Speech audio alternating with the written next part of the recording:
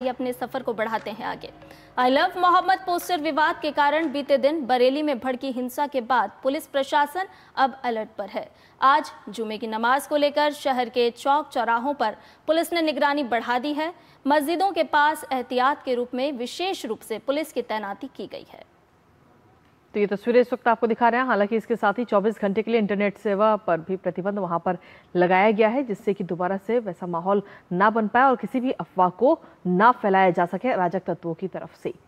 तो लगातार जुमे की नमाज को लेकर बरेली में पुलिस इस वक्त अलर्ट मोड पर नजर आ रही है, क्योंकि इससे पहले हम देख चुके हैं तस्वीरों में बरेली से जुड़ी हुई कई सारी तस्वीरें सामने आई थी, जहां पर कहीं ना कहीं हिंसा फैलाने की तमाम कोशिशें कुछ लोगों की तरफ से की गई थी और इस पूरे मामले में कई सारी गिरफ्तारियां भी अभी तक हो चुकी हैं। खुद मुख्यमंत्री योगी आदित्यनाथ ने कहा था कि जो भी उपद्रवी है उनमें से किसी को भी बख्शा नहीं जाएगा, किसी को भी छोड़ा नहीं जाएगा और लगातार उपद्रवियों के खिलाफ कार्रवाई भी बरेली में इस समय की जा रही है। और इन्हीं तमाम चीजों को ध्यान में रखते हुए आज चाक चौबंद व्यवस्था और साथ ही 24 घंटे के लिए इंटरनेट सेवा पर भी प्रतिबंध लगाया गया है।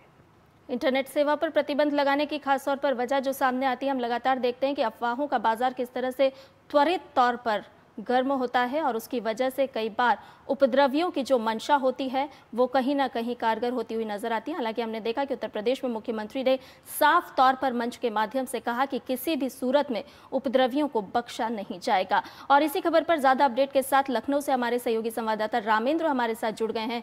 रामेंद्र, आज शुक्रवार का दिन है, हम देख रहे हैं कि लगातार चाक चौबंद व्यवस्था की गई है, इंटरनेट पर प्रतिबंध लगा दिया गया है और भी क्या कुछ प्रशासनिक तैयारियां आज के लिए की गई हैं?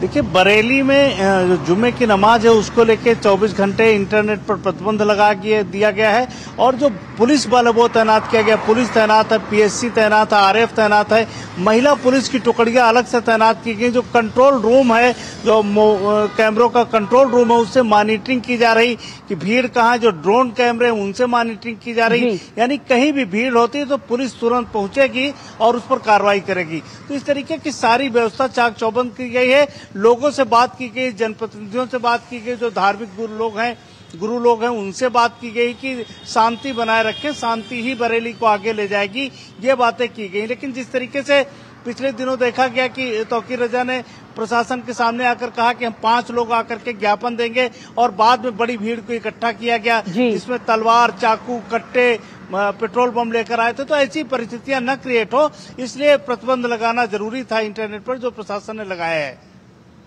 इसके साथ ही अगर हम इससे पहले की घटनाओं पर नजर डालें बरेली के अंदर रामेंद्र, तो अभी तक कितनी गिरफ्तारियां इसमें हो चुकी हैं और उन गिरफ्तारियों के बाद में पूछताछ में क्या कुछ निकलकर सामने आया है? रामेंद्र, देखो, अब तक 21 लोगों की गिरफ्तारियां सुनिश्चित की गई हैं। चूंकि कल के बाद गिरफ्तारियां नहीं हुई, बाकी चीजों पर काम कर रहा है प्रशासन।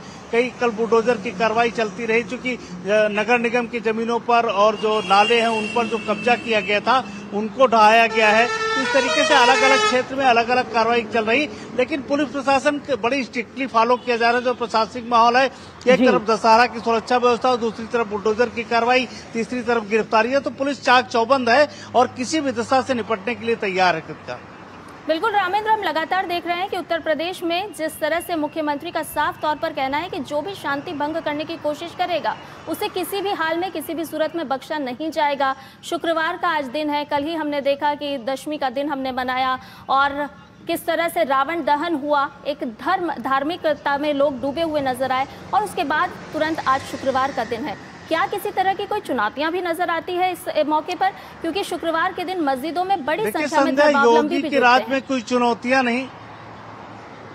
देखिए संध्या, योगी की रात में कोई चुनौतियां नहीं, चुनौतियों के लिए आए ही हैं। वो धार्मिक अगर चुनौतियों को फेस न करना होता तो घरों में रहते, अपने परिवार के साथ रहते। तो चुनौतियां फेस करने के लिए आए और ये बात उत्तर प्रदेश के वो लोग भी जान लें जो लगातार चुनौतियां पेश कर रहे हैं।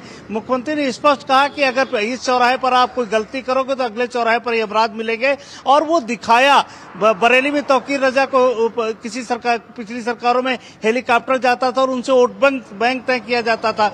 इस सरकार ने बताया कि कानून व्यवस्था तोड़ोगे तो आपके खिलाफ कार्रवाई होगी। तो बहुत सीधा सीधा सा संदेश है और इसी कारण उत्तर प्रदेश में जो क्राइम रेशियो वो नीचे आया है, अपराध रुका है, जो संगठित अपराध रुका, जो राजनीतिक संगठित अपराधी हैं इन पर भी लगाम लगाई जा रही है और कोई भी इस तरीके की परिस्थितियां नहीं आएंगी कि धर्म के नाम पर आप कोई खेल करो, सरकार चुप रहे, ये नहीं चलेगा कम से कम उत्तर प्रदेश में।